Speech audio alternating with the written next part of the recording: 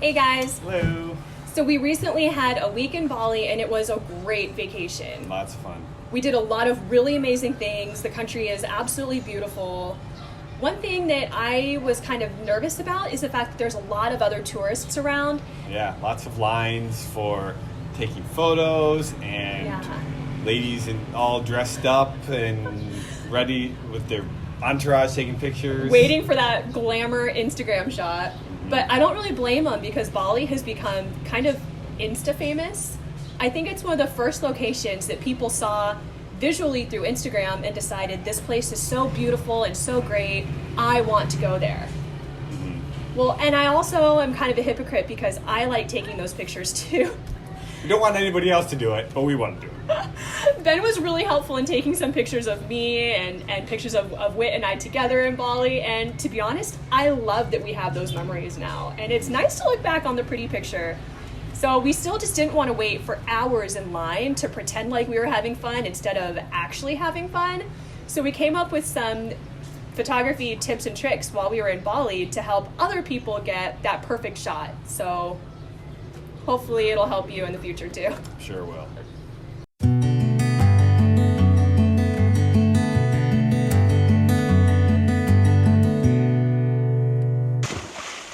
The first iconic Instagram picture that I really wanted to take was one standing at the edge of an infinity pool. You know, the kind where you're looking out at the ocean? Well, our resort didn't have an infinity pool that reached quite to the beach, but you were able to get the same effect.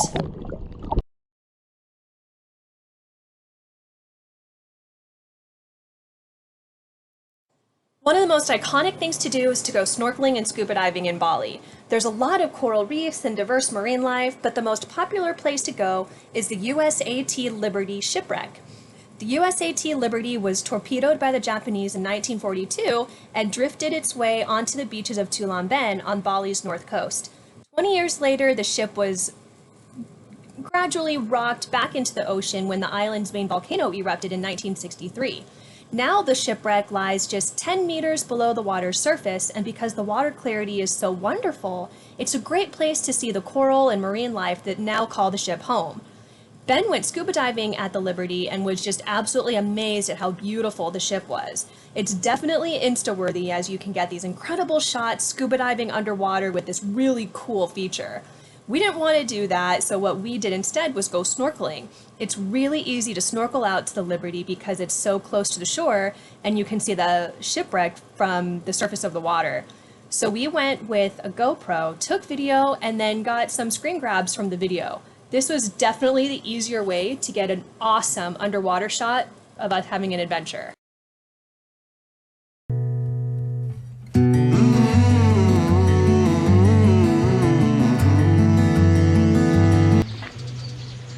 Day 2 in Bali.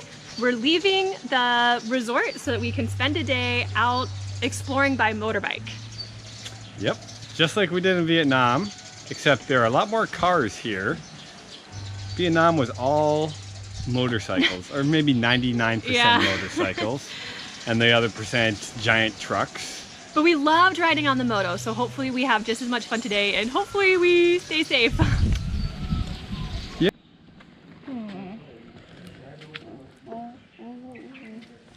You ready? Yes. He's born ready. We're taking too long, aren't we? Yes. You're getting bothered. Yes.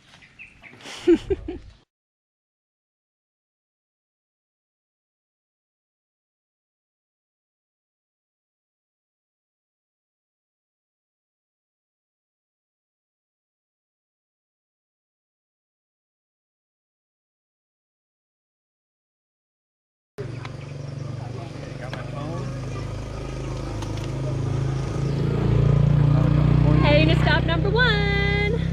The only white stone temple in Bali. Everything else is made out of black lava stone, so this is kind of a cool thing. So there's a big crowd out front, so hopefully it's worth it.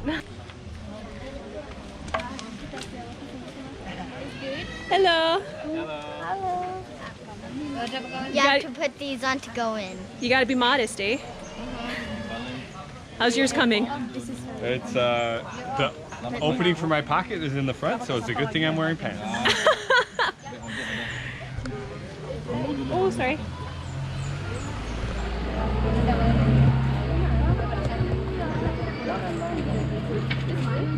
Yes, very good.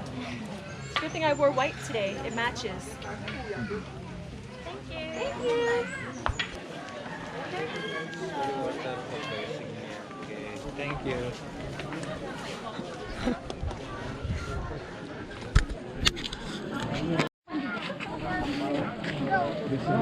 So we met someone in the parking lot who told us that it's like a 2 or 3 hour wait to get the classic shot looking through the temple. It's not insane. Look at this thing. Look at the line of all the people here ready to trying to visit.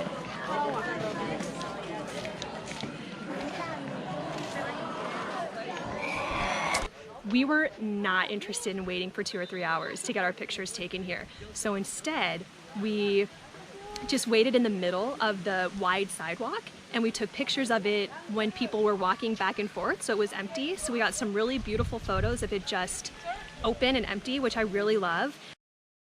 And then Whit and I stood off to the side while Ben had my camera on action mode, which takes 12 pictures a second. We stood off to the side, and then when there was a break as people were switching through, he and I held hands to walk through while Ben snapped the whole time. Able to get a couple of pictures just from walking through on action mode because they can't stop you from leaving the temple. I am really happy with these pictures. I'm really glad that we got one of these classic shots and we didn't have to wait 2 or 3 hours to do it.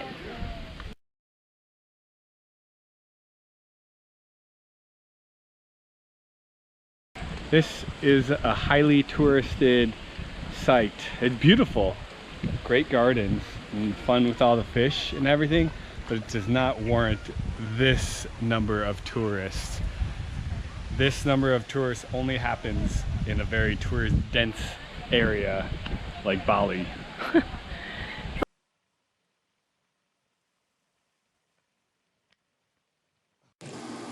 I wanted to try to get one of those classic Instagram photos at Tegalalang, so we avoided the other tourists by heading straight to the last row of paving stones. For some reason, nobody's over there. Our last photo stop of the day was to a more impressive water palace called Taman Ujung. This is a little far away from Tegalalang, but almost no one goes here. It costs 50,000 rupees to get in, but it's just absolutely gorgeous. The first thing you see is this giant lake with these pavilions and archways and walkway built on top, and the views are absolutely incredible.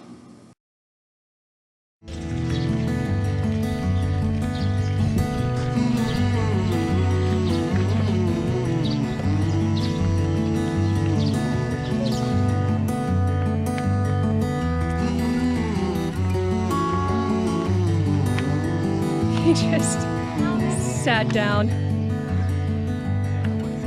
A lot of energy.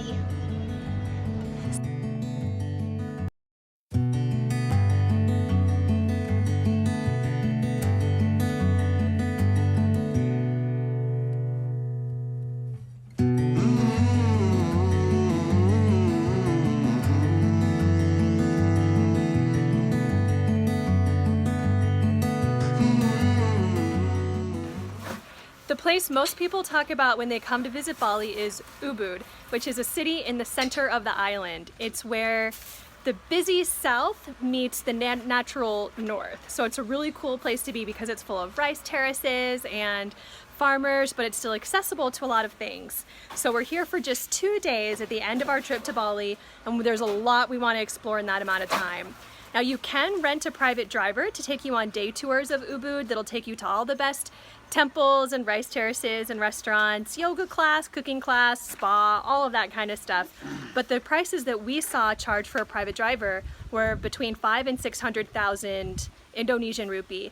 Instead, we chose to rent a motorbike, 200,000 for 2 days, which Ben is really excited about. This is something that we do a lot, so he feels really comfortable.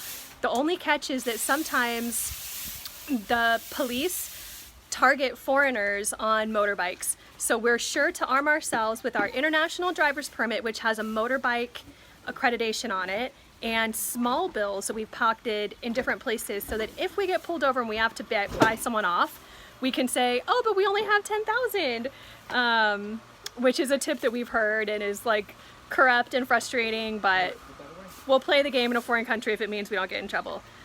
So Ben's excited because this is the most powerful motorbike that we've had like ever our whole time in Southeast Asia. So it'll be fun. Come, ride with me, Suze. Let's go. Oh my gosh, this motorbike is so fancy. Oh, it has ABS.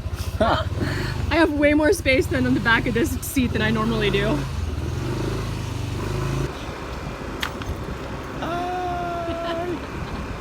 Hi. Down here.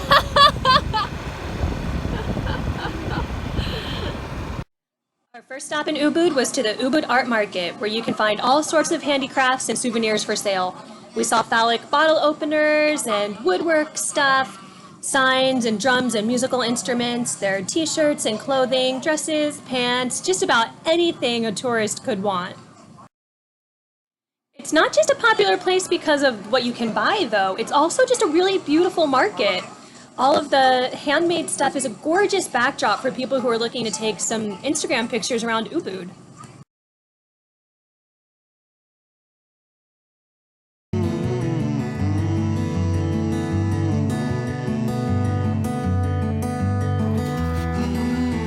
They just handed me a snake for 20,000, but at first they said 50. So what is that called? Trading? Haggling. Okay. Are you so happy? Yeah. 20,000 was the very last of the money that you had. Whatever. Yeah. And then he has no more money. Show me your snake. Thank you so much. You teach him a good lesson.